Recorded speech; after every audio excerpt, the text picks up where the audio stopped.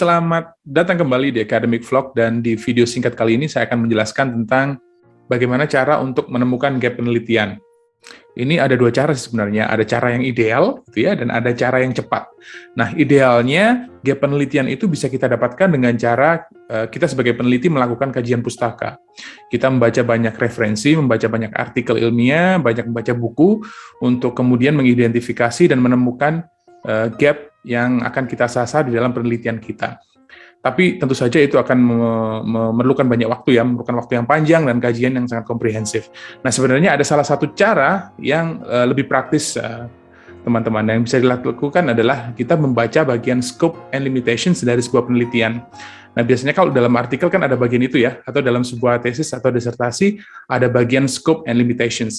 Dengan membaca bagian itu, maka kita akan dengan cepat mengidentifikasi apa yang di-cover, apa yang dicakupan dalam sebuah penelitian, dan apa yang tidak dicakup atau yang tidak dibahas di dalam sebuah penelitian itu. Yang tidak dibahas itu adalah gap, oke? Yang tidak dibahas dalam sebuah penelitian merupakan ruang yang bisa kita kemudian jadikan sebagai topik penelitian kita. Nah, jika teman-teman ingin mendapatkan gambaran yang lebih jelas tentang apa gap di dalam sebuah penelitian, maka yang bisa kita lakukan adalah kita juga bisa membaca bagian rekomendasi. Bagian rekomendasi dari penelitian sebelumnya.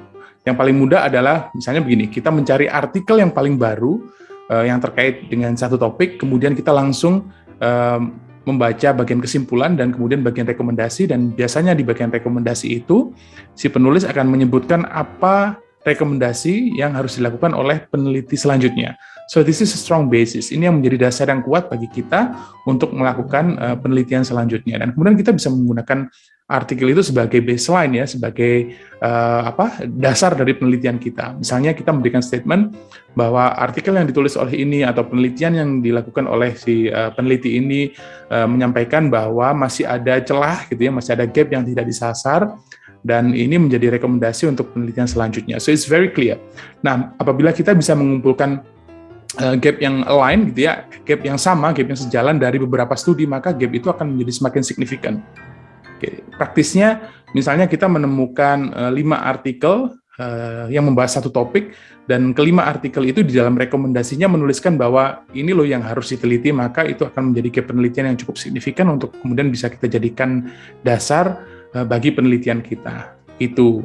Jadi praktisnya seperti itu. Kalau teman-teman kemudian ada misalnya begini, kasusnya ya sering ada pembukaan hibah dan kita ingin cepat-cepat mendapatkan topik penelitian, maka yang bisa teman-teman lakukan adalah mencari artikel terbaru, kemudian langsung membaca bagian rekomendasi. Jadi conclusions, kesimpulan, dan rekomendasinya apa gitu.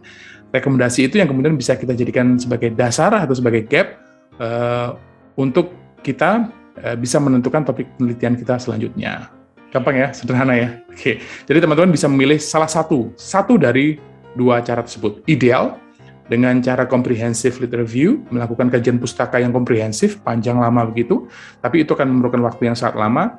Kalau teman-teman ingin melakukan studi doktoral, itu cara yang ideal yang harus dilakukan. Tapi kalau misalnya untuk melakukan penelitian yang ya skalanya tidak terlalu besar gitu, atau untuk menulis artikel atau proyek-proyek kecil, saya kira dengan membaca scope and limitations of research atau dengan cara membaca rekomendasi dari penelitian sebelumnya, itu akan cukup untuk memberikan dasar untuk menjadi baseline dari penelitian yang akan kita lakukan. Oke, kita ketemu lagi nanti di video singkat selanjutnya.